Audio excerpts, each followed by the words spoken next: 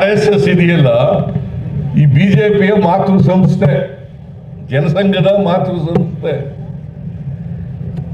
ಅದರ ಎರಡನೇ ಅಧ್ಯಕ್ಷ ಗೋಲ್ವಾಲ್ಕರ್,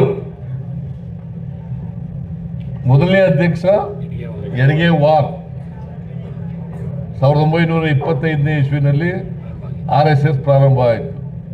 ಸಂವಿಧಾನ ಅಂಗೀಕೃತ ಆದದ್ದು 1949 ನವೆಂಬರ್ 26ನೇ ತಾರೀಕು.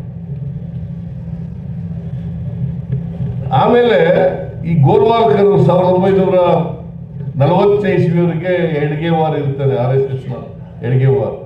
ಆಮೇಲೆ ಗೋಲ್ವಾಲ್ಕರ್ ಬರ್ತಾನೆ, ಗುರೂಜಿ ಅಂತ ಕರಿತೀವಿ ಅಲ್ಲ, ಗುರೂಜಿ ಅಂತ ಕರಿತೀವಿ. ಎಂತವನ ಸರಸಂಘ ಚಾಲಕನ ಅಧ್ಯಕ್ಷ ಅಂತ ಕರೆಯೋಣ, ಯಾಕೆ ಸರಸಂಘ ಚಾಲಕ ಅಂತ ಯಾಕೆ ಕರಿಬೇಕು ನಾವು? RSS ಅವ್ರು ಇಟ್ಕೊಂಡ್ರೆ ಇಟ್ಕೊಳ್ಳಿ, ನಾವು ಕರೆಯೋಣ.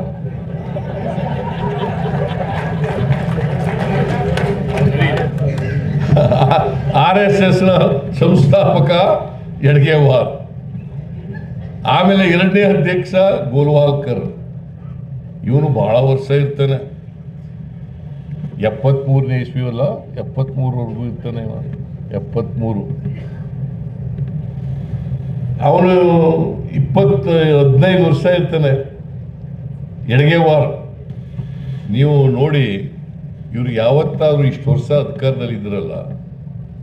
1942ವರೆಗೆ ಸ್ವಾತಂತ್ರ್ಯ ಹೋರಾಟ ಮಹಾತ್ಮ ಗಾಂಧೀಜಿ ನೇತೃತ್ವದಲ್ಲಿ ತೀವ್ರ ಆಯ್ತಲ್ಲ, ಯಾವತ್ತಾದ್ರೂ ಯಾರಾದರೂ ಭಾಗವಹಿಸಿದಾರ? ನೋಡ್ರಿ, ಹೇಳಿ ನೋಡಿ. ಯಾರಾದ್ರೂ ಸಾವರ್ಕರ್ ಆಗಲಿ, ಯಾರಾದ್ರೂ ದೇಶದ ಸ್ವಾತಂತ್ರ್ಯ ಹೋರಾಟದಲ್ಲಿ ಭಾಗವಹಿಸಿ ಪ್ರಾಣ ಕಳ್ಕೊಂಡವರಿದ್ದಾರ? ಅವರು ಈಗ ದೇಶ ಪ್ರೇಮದ ಬಗ್ಗೆ ಪಾಠ ಹೇಳ್ಕೊಡ್ತಾರೆ. ನಾವು ಕಾಂಗ್ರೆಸ್